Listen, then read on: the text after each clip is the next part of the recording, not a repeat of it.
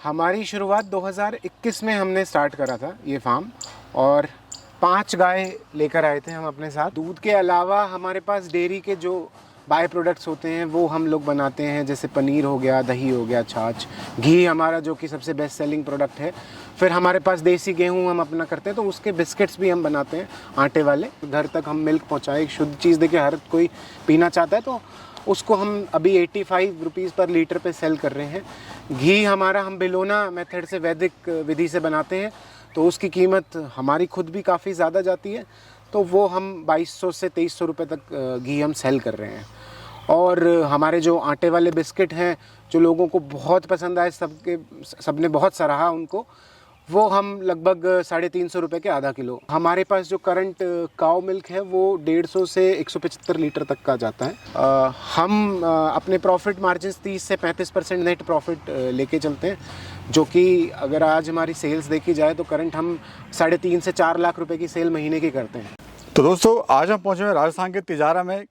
ऐसे dairy farm पे लेके आया हूँ जहाँ पर 30 साल के युवा इसको चला रहे हैं। अगर इनके भाई प्रोफेशनल की बात करें तो ये पहले जॉब करते थे, शेफ़ थे भाई प्रोफेशनल। उसको छोड़ने के बाद में फिर वापस अपने गाँव में यहाँ पर देसी गाय के यहाँ पर डेयरी का संचालन कर रहे हैं और ख़ुद भी रोज़गार ले रहे हैं, साथ ही दूसरों को भी रोज़गार यहाँ पर दे रहे हैं और लोगों के स्वास्थ्य के लिए भी यहाँ पर काम कर रहे हैं। पूरी जर्नी की जो है काफ़ी इंटरेस्टेड सर की जर्नी रही है। पूरी बात करेंगे जर्नी की, किस तरह की जर्नी रही है, कैसे इनको ये आइडिया है। सर नमस्कार। नमस्कार नमस्कार प्रवेश जी, आइए। और मैं स्वागत करता हूं आपका और आपके सभी दर्शकों का जो आपका ये YouTube चैनल देखते हैं। जी जी, आइए। आपको अभी हम लोग सर बाहर ही खड़े हैं और आपका जो फार्म मैं देख रहा हूँ बिल्कुल हरियाली के बीचों बीच है। बड़ा शानदार आपने सर फार्म में यहाँ पे बनाया हुआ है। सर असली लाइफ तो यही है, जीने का मज़ा जो है इसी लाइफ में है। जो बड़ी बड़ी बिल्डिंगों में हम नौकरियाँ कर रहे हैं वो सब छोड़ के ही हम यहाँ पर आए हैं, और अब यहाँ से जाने का मन नहीं करता। यानी पहले से बेटर हो गया अब। हाँ चलिए सर चलते हैं। अच्छा आइए। अच्छा सर, लगता है यहाँ पे गौशाला के अलावा भी आपको फ्रूट वगैरह भी आपने यहाँ पे लगा रखे हैं। ये तो हमने अपने शौकिया तौर पे वैसे लगवाए हुए हैं। जी जी, कुछ प्लांट्स फिर आप देख रहे हो। बाकी तो मेजरली जो है हमने यहाँ अपनी गायों के लिए ही करा हुआ है सब कुछ। जी जी, जो है उनका चारा, ये नेपियर घास है। यहाँ पे आंवला हम हमारी गायों के फेवरेट है। अच्छा, आंवला हम उनको बहुत खिलाते हैं। जो हमारे बच जाते हैं उनका पाउडर देकर उनके फीड में भी ऐड करा जाता है। यानी जो नेचुरल देने की आप कोशिश कर रहे हैं। जी जी जी। अच्छा, इसका क्या है सर, ये क्या कॉन्सेप्ट है? ट्रैक्टर नहीं है, हम देखते हैं कि ट्रैक्टर होता है लोगों के पास में गौशाला में, लेकिन आपके पास नहीं है ये। सर ये एक्चुअली जो मेरे अंकल हैं वो आर्मी से रिटायर थे, तो जब वो रिटायर होकर आए तो वो अपनी जीप भी साथ में ले आए।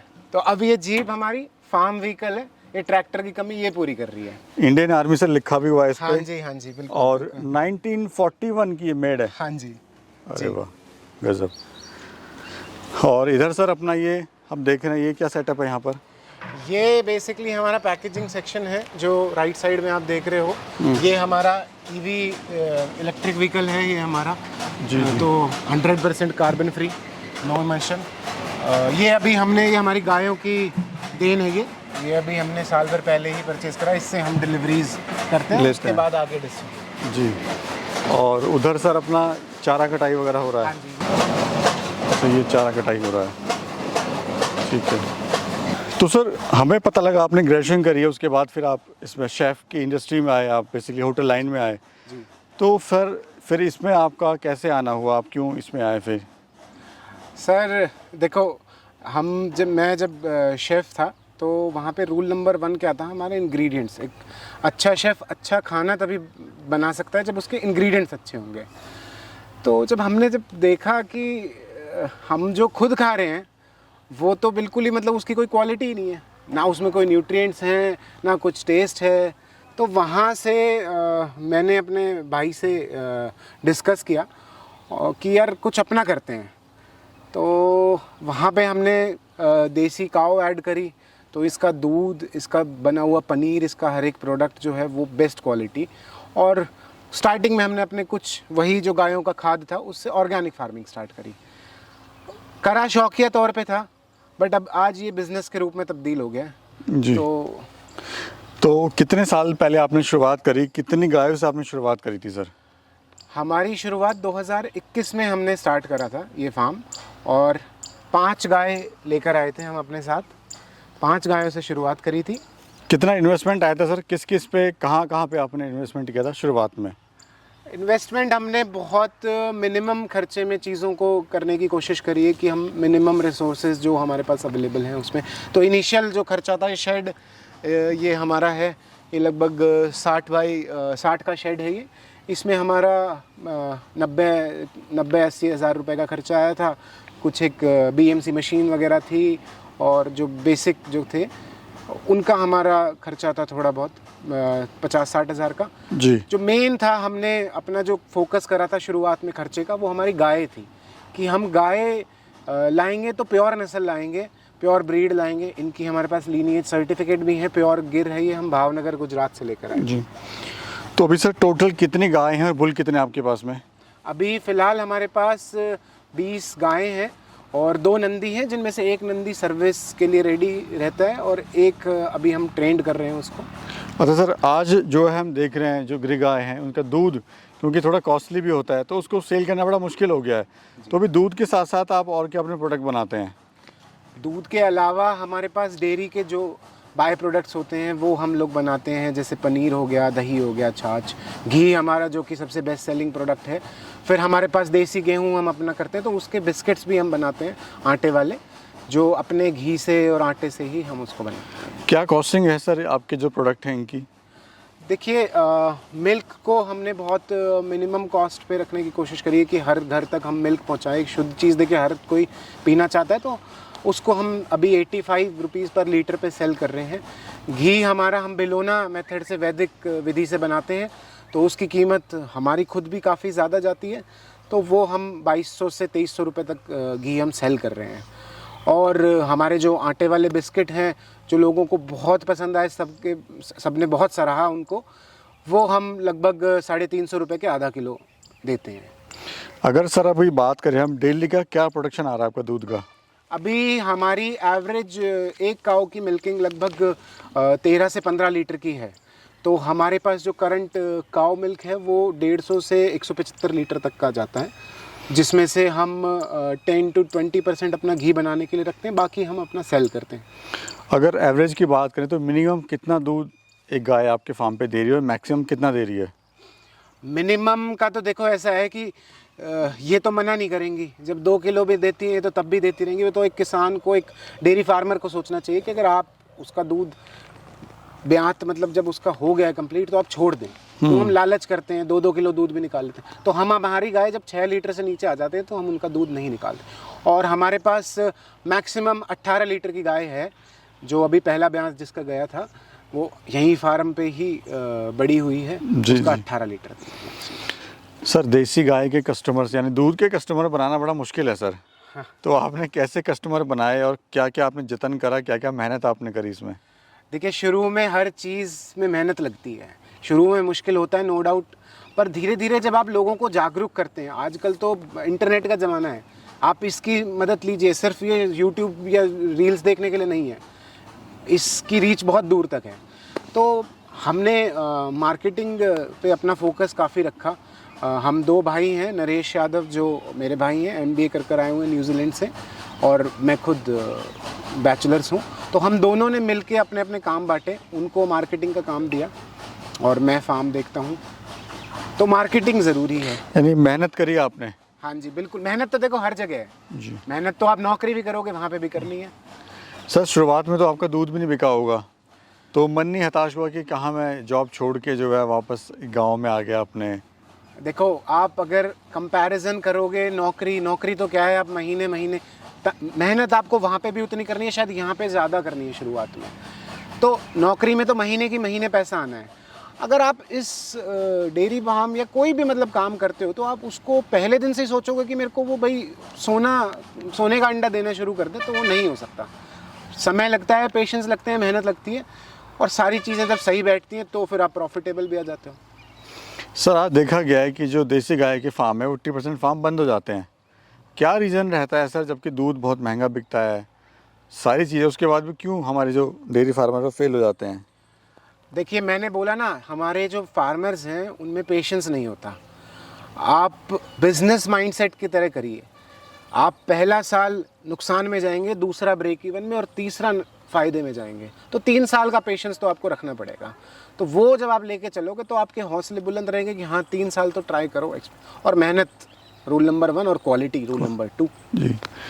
प्रॉफिट सर अभी कितना ले लेते हैं आप? इतनी जॉब वगैरह छोड़ के आए हैं, इतनी मेहनत कर रहे हैं, हम देख रहे हैं यहाँ पर लगे हुए हैं लेबर के साथ में भी। प्रॉफिट अभी हम ठीक है, शायद मैं आज नौकरी में होता तो कम ही कमा रहा होता जितना आज कमा रहा हूँ। पर प्रॉफिट से पहले जो मैंने अपने साथ जुड़े हुए 8 एम्प्लॉयज़ 10 एम्प्लॉयज़ हैं, हम पहले उनको देखते हैं। ब्रांड हम तभी बड़ी बना सकते हैं जब पूरी टीम हो। तो हमारा क्या बोलते हैं, हम सब कुछ खुद करने की नहीं सोचते हैं। हम अपने प्रॉफिट मार्जिन 30 से 35% नेट प्रॉफिट लेके चलते हैं, जो कि अगर आज हमारी सेल्स देखी जाए तो करंट हम 3.5 से 4 लाख रुपए की सेल महीने की करते हैं। तो उसका आप 30% निकाल लीजिए तो लगभग 1-1.25 लाख रुपए तक का प्रॉफिट ले लेते हैं। यानी सेटिस्फाई हैं? सेटिस्फैक्शन तो देखो, कहने को आदमी ज़मीन पे भी सोएगा वहाँ पे भी है, महलों में भी सोएगा वहाँ पे भी आएगी। वो तो सबके अपनी अपनी वो है। एक बार पर जो इस जीवन को जीने लगा ना, तो उसको कोई एसी वाले कमरे और बड़ी बड़ी बिल्डिंगें, ऑफिस, कुछ भी उसको नहीं दिखेगा। यहाँ मन लग गया तो फिर वो यहीं का है। तो सेटिस्फैक्शन तो सर 200% है। अच्छा सर, फीड मैनेजमेंट में आप क्या दे रहे हैं? हरे चारे में क्या दे रहे हैं? सूखे चारे में क्या दे रहे हैं? सर फीड मैनेजमेंट हमारा एक और इम्पॉर्टेंट काफ़ी पॉइंट है जो डेयरी फार्म का भी, और मैं चाहता हूँ कि हर वो किसान फॉलो भी करे कि वहाँ पे कंजूसी मत करो, क्योंकि आप जैसा इनपुट दोगे वैसा आउटपुट आपको मिलेगा।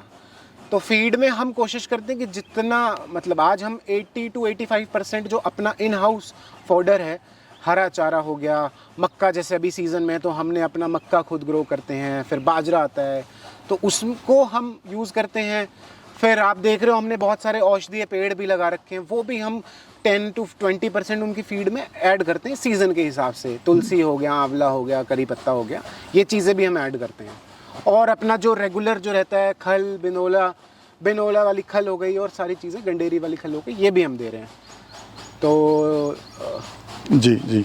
अच्छा सर, एक क्वेश्चन और है कि जैसे इंडिया की जो, भारत की जो नस्ल है वो काफ़ी है देसी में, थारपारकर है, साहिवाल है जी, और ये गिर गाय है। तो आपने सर इसका चुनाव क्यों करा फिर, गिर गाय का? क्या आपको इसमें अच्छा लगा? सर गिर गाय का सिलेक्शन 3-4 पहलू थे जिनको हमने लिया। सबसे पहला तो काफ़ी फ्रेंडली है गिर गाय। आप अगर जैसे जो हरियाणा, यहाँ पे हमारा बॉर्डर पड़ता है, तो हरियाणा नस्ल की गाय है, उसका दूध हर कोई नहीं निकाल सकता। और ये काम ऐसा है कि आप अकेले नहीं कर सकते सब कुछ। तो अगर जो फार्म पे स्टाफ है, अगर शरीफ गाय नहीं होगी तो मिल्किंग नहीं हो सकती, और मशीनरी का हम इस्तेमाल कर नहीं रहे हैं अभी। तो फ्रेंडली है पहला पॉइंट। तो दूसरा जो मिल्किंग कैपेसिटी है गिर गाय की, और इनका संरक्षण बाकी नस्ल से ज़्यादा, इनका संरक्षण ज़्यादा अच्छा हुआ है। तो प्योर ब्रीड मिलना गिर में चांसेस ज़्यादा हाई है। और हम चाहते थे कि हम प्योर नस्ल रखें। प्योर देसी गाय अगर बोला है तो प्योर देसी गाय ही होनी चाहिए। तो वो भी एक पहलू था। तो ये 3-4 पहलू मिलके हमें गिर गाय का सिलेक्शन करा, और फिर अब हम चाहते हैं कि एक ही नस्ल पे काम करें, तो अब गिर पे ही काम करें। जी जी। सर पूरे फार्म का एरिया कितना और लैंड कितनी है आपके यहाँ पर? ये हमारा तो ये 2 एकड़ में हमारा फार्म है। फिर इसमें प्लस में 2 एकड़ हम इनका ग्रीन फॉडर कर रहे हैं अभी। जी जी, यानी लैंड अपनी है पूरी? सर इसमें लैंड हमारा क्या बोलते हैं खुद का, 3 एकड़ लैंड हमारा खुद का है, और 1 एकड़ हमने लीज पे लिया हुआ है फॉर 10 ईयर्स। जी सर, अगर कोई देसी फार्म की गाय, सर अगर कोई देसी गाय का डेयरी फार्म स्टार्ट करना चाहता है तो कैसे कर सकता है?